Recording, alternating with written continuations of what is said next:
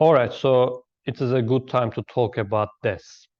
So it all started when National Bureau of Standards, NBS. Today it is called NIST with the new name, National Institute of Standards and Technology. But at that time it was called NBS, United States Bureau of Standards. They called for proposals for a block cipher suitable for federal use. So they were planning to use in United States and they needed a block cipher for encryption. So actually, they called for a proposal. I think they received a few proposals, but they didn't like them. So they again asked for new proposals. This time, IBM said that, okay, we already have a design called Lucifer. Let's modify it and submit it to NIST. So this is what they did. And actually, NIST liked this cipher, and NSA actually made some tweaks on the cipher. Okay, one of them is a good modification, but the second one is bad in terms of security. For instance, NSA tweaked the algorithm by changing its S boxes and then made it standard. So IBM actually chose different S boxes, NSA modified them. And this was actually a good change because with this way, algorithm becomes stronger.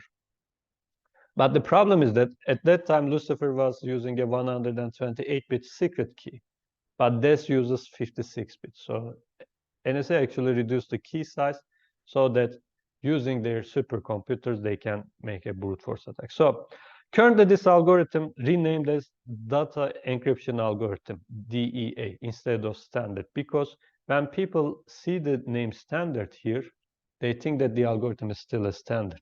Even just a few years ago, when you Googled, how can I encrypt a file, you will reach to Microsoft's official webpage, microsoft.com, in a blog post where they explain how you can encrypt files on your computer.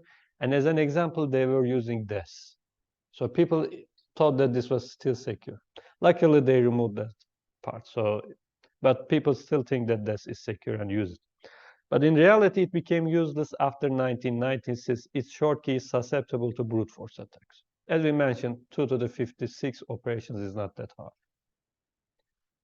Still, one of the most widely implemented cipher in the world because, as I mentioned, in the old systems when it is not connected to the internet, people still use it because they don't want to, destroy something that works correctly. And also, we can use this three times and obtain a triple DES algorithm, which is used a lot in the world. Even in Turkey,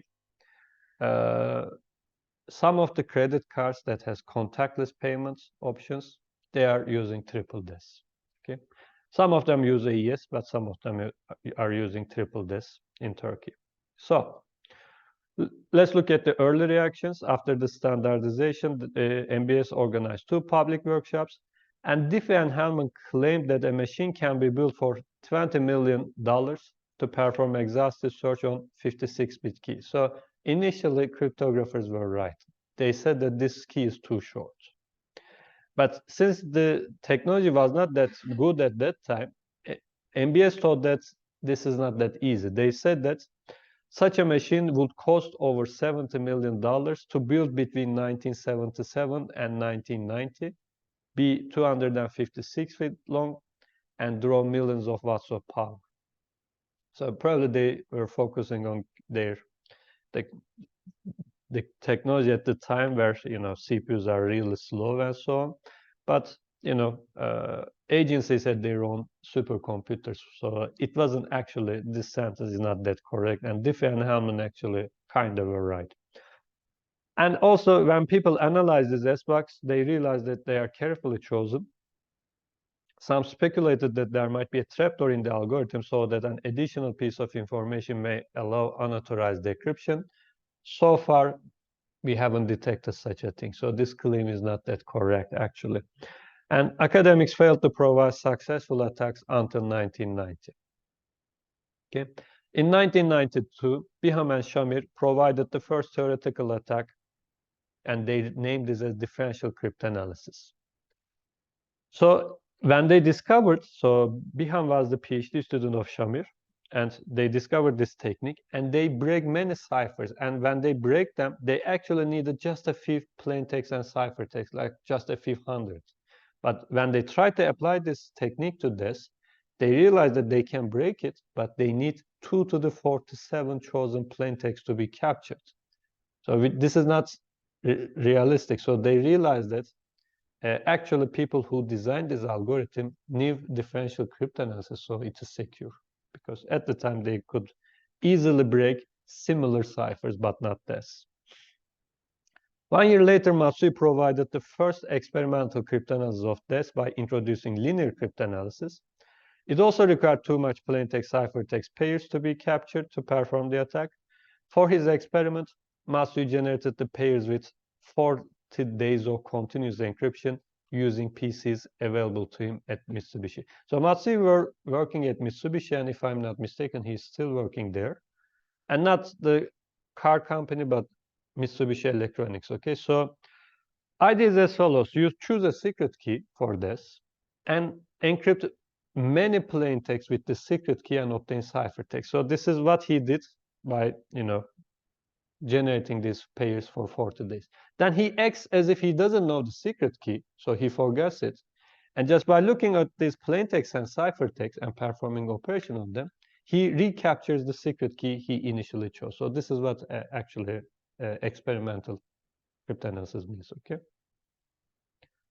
In 1994, Coppersmith, one of the designers, confirmed that NSA tweaked DES to resist differential cryptanalysis. So the story happened like this. When IBM gave the cipher, NSA modified DES boxes.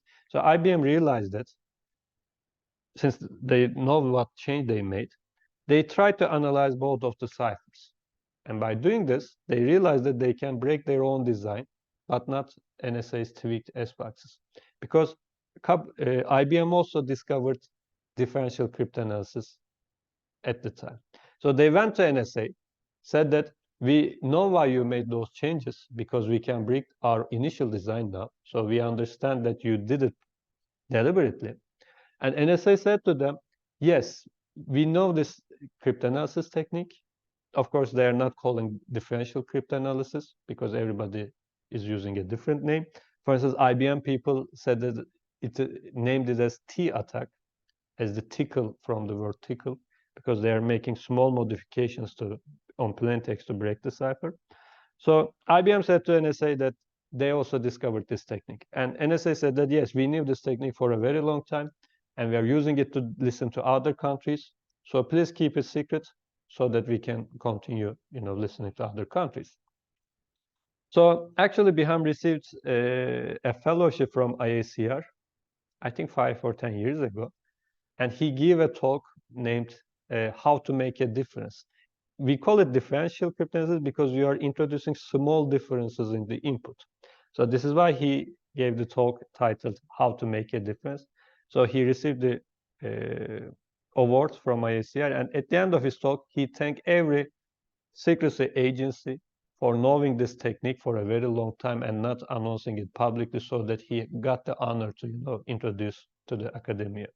So this is how actually differential cryptanalysis were discovered. Also in 1997, since at the time we have the internet now, people like 78,000 PCs which are connected to the internet tried to perform a brute force attack on a captured plain text and ciphertext. So it was just a project, and people realized that we can break it if we combine computers on the internet. In 1 year later, EFF actually built a machine containing around 2,000 custom chips. So this machine can actually break any DES key in 56 hours. So as you can see, even I started studying cryptography, DES was broken already. Okay. So in 1999, DES is only allowed in legacy systems. Triple DES will remain as a standard at least until initially 2 to the 30. 2030, but a few years ago, NIST said that they will remove triple DES in 2024, actually, which we have like a few months left, right? But the important thing is that DES trained a generation of cryptographers because we discovered many cryptanalysis techniques.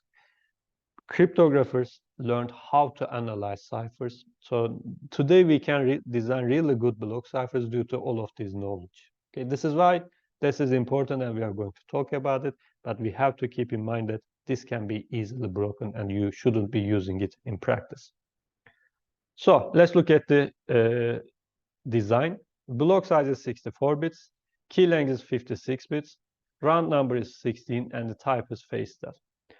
So in this, we always focus on bits and their positions. So we enumerate the bit positions from left to right. The leftmost bit position of the 64-bit block is denoted as bit 1, and the rightmost bit is denoted as 64. Nowadays, we don't use these notations in our design. We, as we saw in present, we represent the rightmost bit as 0.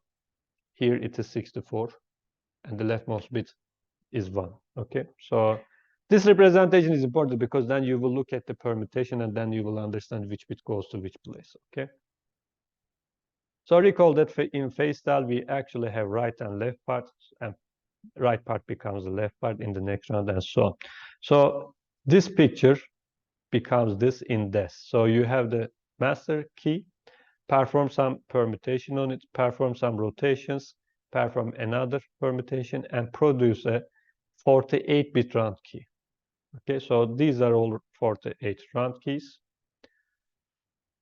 In the cipher parts, so this part is key schedule. In the cipher, you have the right and left part. You have an initial permutation and final permutation, which has no importance cryptographically, but it was good to have it when you were reading from the chip. So this is why they had it. So, but you can, ignore them if you are focusing on the security. So right part, right one becomes left 2 in the second round, but right part is applied to some operations and XORed with the left 1. So these operations are first expansion. Your 32-bit is expanded to 48 bits, then XORed with the round key. Then your 48 bits input is put into S boxes, again reduced to 32 bits, and then applied another permutation and XORed with this. So this part is the round function, and I will zoom in and show you what happens there. Okay. So just assume that we have the right part here and take it as an input to here. Okay. Now that input is here, so just 32 bits. Now we expanded it to 48 bits by duplicating some of the bits. For instance, this bit is not duplicated, but this bit is duplicated. As you can see, it also goes here and here. So you duplicate 16 bits to obtain 48 bits, then XOR it with the round key. Then this 48-bit output is fed into 8 different S boxes. But these S boxes are different than the present ones because in present we had a 4-bit input and 4-bit output. Here you have 6-bit input, but 4-bit output. Okay. So this 6-bit then reduced to 4 bits. So we end up again with 32 bits. Then we apply a permutation and you XOR the result with the left part. So this is the cipher design. So these S boxes are the S boxes that are tweaked by NSA. Okay. So let's look at all of these operations one by one. Initial permutation, as I mentioned, if you go back, you take the plain text and apply initial permutation. So it just changes the places of the bits. This means that 58 bits of the input is moved to bit position 1. 58 bit goes to bit position 2, and so on and so forth. Okay, this is how you take it. So you just change the places of the bits. Again, this has no cryptographic importance here. Also, at the end, you have a final permutation, as I mentioned. It is just the inverse of this. Okay. So here, 58-bit goes to position 1. In the reverse one, first one goes to 58-bit position, and so on. So after round 16, a final permutation, which is the inverse of initial permutation, is applied to the output to provide the ciphertext. When the attacker has ciphertext, they can undo this operation, right? So it has no, also when they have the plain text, they can apply the initial permutation. Thus, in a chosen text attack, these have no cryptographic value.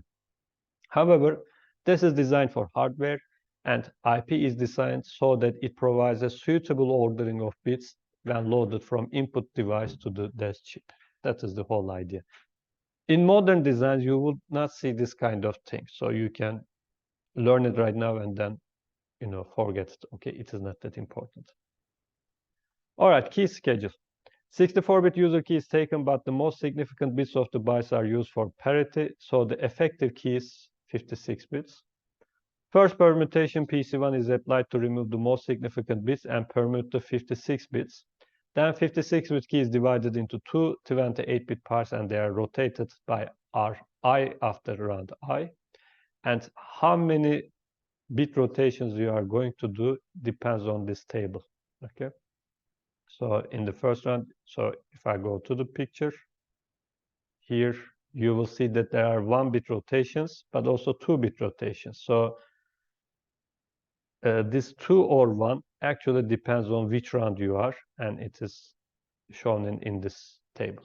Okay. Finally, you apply a permutation PC2 to obtain 48-bit round key. So these permutations are again just written like this. 57 bit of the secret key goes to the first position, and so on. And this is the second permutation. So, just by looking at these tables, you have to write your code and show which bit goes to which one. So you have a master secret key, 56-bit, and since we are simply applying permutations, some of those bits appear more in the round keys and some of them appear less in the round keys, but they chose this key schedule so that at least 12 round keys contain these bits, at least 13 round keys contain these bits of the master key, and so on. As you can see, the frequency is really high. So this is to show that they chose the permutation in a good way. Okay.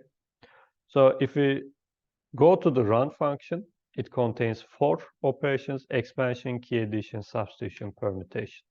So expansion is just, take the 32-bit input and expanded it to 48 bits by duplicating its 12 particular bits. For design rationale here is that any two neighboring S boxes share 2 input bits. This is why you have the expansion.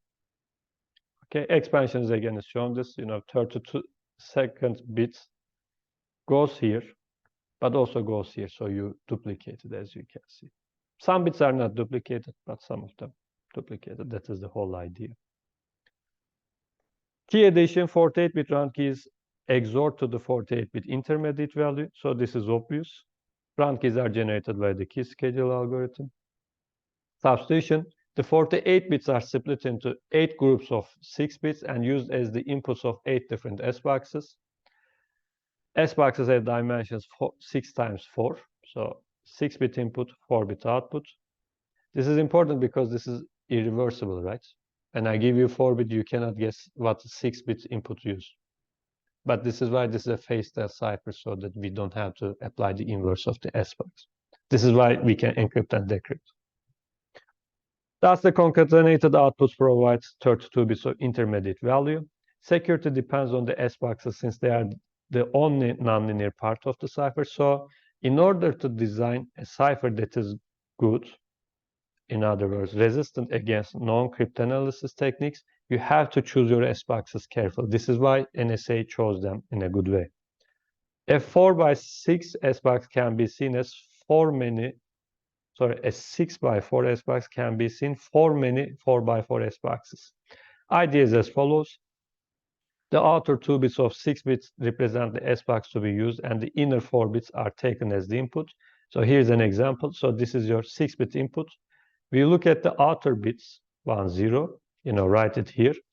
So again, turn it into integer. You see that this is 2. So this means that you are going to use the S box P2. And the input will be this, E. So an S box is represented as 4 S boxes of 4x4.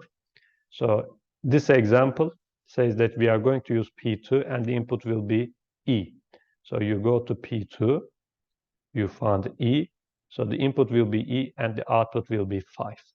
That is how the S boxes of this work. So for instance, if this were also 1, this means that we are going to look at P3, but the input is still E. Now the output will be 6, and so on and so forth. Okay. Finally, a bit level permutation is applied to 32-bit intermediate value according to the following table. Provides diffusion.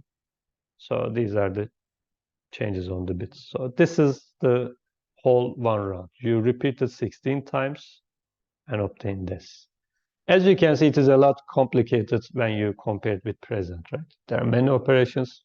So this is why I prefer to first explain present to see how a basic block cipher can work, but then this is a little bit complicated like this. Again, to recall, this is the whole cipher, this is the key schedule, these are the runs, there are 16 runs, and run function here actually consists of these operations. Okay. So at the end, they revealed some design criteria about S-boxes, but they didn't explain that, they need differential cryptanalysis. So let's read them in a very fast way to see how they choose these ciphers. So they're not chosen randomly. There are some logic. For instance, no S-box is a linear or affine function of the input. Changing one bit in the input to an S-box changes at least two output bits. The S-boxes were chosen to minimize the difference between the number of ones and zeros when any single bit is held constant. For any S-box, S6 and SX XOR this differ in at least 2 bits. For any S-box, this never equals to this, and so on and so forth. So these are revealed, but Also, 4-bit output of an S-box affects 6 different S-boxes in the following round. So this is the diffusion, right? They chose the permutation in a way that one change in the S-box input actually causes 4-bit change in the S-box affects 6 different S-boxes in the following round. If an output from S-box I affects one of the 2 middle input bits to S-box J in the next round, then an output bit from S-box I cannot affect the middle bit of S-box I. So these are, design criteria. But again, it is not that important anymore because you shouldn't be using this, right? So, but again, in order to be talking about good security or resistance against cryptanalysis, you have to make good choices so that you should choose your permutation and S-box in a compatible way that you get better confusion and better diffusion. Okay, let's look at some practical properties. There's a strange property in this called complementation property. So let's P bar represent the bitwise complement of P. So P is the plain text, okay? With complement, we mean that 0 becomes 1 or 1 becomes 0. When you complement it, you just make it the opposite. So in this, if you take any plain text and choose any secret key and encrypt this plain text with the secret key, you obtain a ciphertext C, right? This is the basic representation. But the thing is, if you complement of this plain text, take the complement of it, and take the complement of your secret key, it turns out that the ciphertext is just complement of this. So we shouldn't be having this actually, but this is such a property. So we actually say this is a weakness, but some people will say that this is not a bug, it is a property. Right? Because if you implement this, you can check if you implement it correctly by checking this, right? This is just a property. But of course, an attacker can use this property to halve the cost of exhaustive key search. So instead of 2 to the 56, you can do 2 to the 55, because checking this key also tells you the result of this if you have proper inputs and outputs, of course. So you don't need to check the complements of the keys when you perform a brute force attack. Of course, as I mentioned, implementer can use this property to check if the implementation is correct. There are some weak keys. This is a strange topic in cryptography. When you design something, you want every secret key to act as a random permutation. But due to design, there are some keys which have some weak properties. For instance, these 4 keys, if you take a plain text and take your secret keys as one of these 4, and encrypt this plain text, obtain the ciphertext, then re-encrypt the ciphertext with the same key, you return back to the plain text. This is why we call them weak keys. Also, if you use any of these keys, they have 2 to the 32 fixed points. This means that if you are using one of these secret keys for 2 to the 32 values, when you encrypt a plain text block with that key, you end up with the same input as the ciphertext. As you can see, this is not something good, right? So you encrypt something, for instance, you are using one of these keys, you encrypt a plain text, which is large, and you end up with some blocks, ciphertext blocks identical to plain text blocks. Okay, this is not something good. Of course, recall that Enigma tried to avoid it. When you press a button, it never encrypted to itself. For instance, A is never encrypted to A, but then we use that property to break it also, right? So fixed points are something we try to avoid, and this is one of the examples. Let me also give a test vector. I think I took this from NIST documentation. So if you choose your plain text like this, 64-bit input, and if you choose your 56-bit secret key as this, actually this is 64, but you know the parity bits are then thrown out. These will be your round keys. These will be your round output. So at the end, this is your ciphertext. Okay. Again, you can use it as a test vector.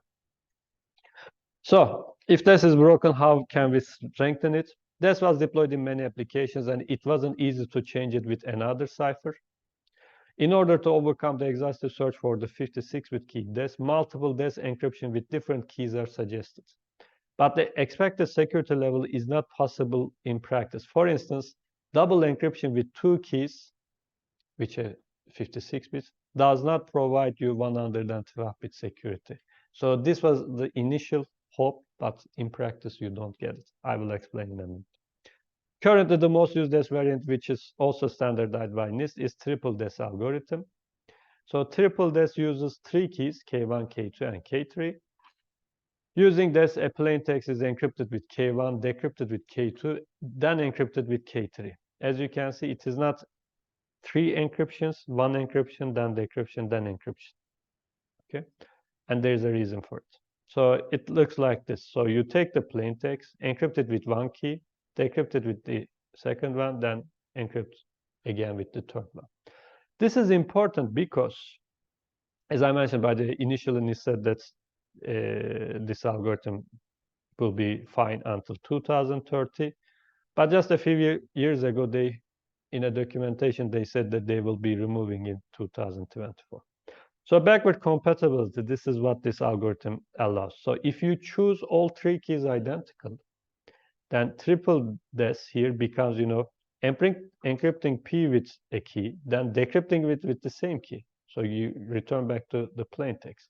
Then encrypt it again with the key. So you triple DES turned into a single DES. So this way you have the backward compatibility. So in terms of security, encryption, decryption, encryption is no different than encryption, encryption, encryption. But we lose the backward compatibility. That is the whole idea. Okay. This is why this one is the standard and people use it. Okay. Let me finish it by showing you the security of these algorithms. For instance, if you use double encryption with this, since you have 2 secret keys, which are 56 bits, right? In total, you have 112 bits. And if you capture 2 known plain text, you can perform a brute force attack. And yes, the security will be 112 bits because you need to perform 2 to the 112 many encryptions. But if you look at this as one DES and another DES, perform a brute force, for instance, for the first part, if you know what plain text they are going to be using, you can encrypt this plain text with every possible 2 to the 56-bit secret key and record the results in a table. So this is why we say that perform a pre-computation of 2 to the 56 encryptions, record the results into a memory. Then, when you want to break the system, decrypt back the ciphertext by performing this many operations and see if it matches with the ones in the memory you choose. So you're making a memory time trade-off. Here, you don't use any memory. So this is why it takes this many long.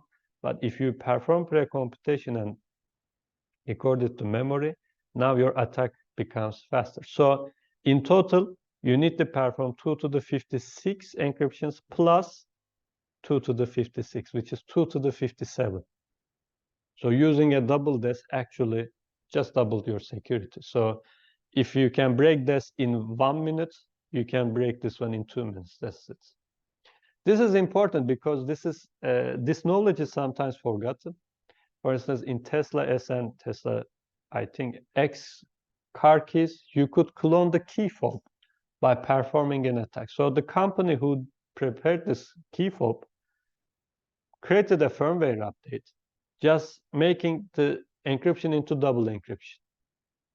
So we could clone those keys in, I think, 10 minutes.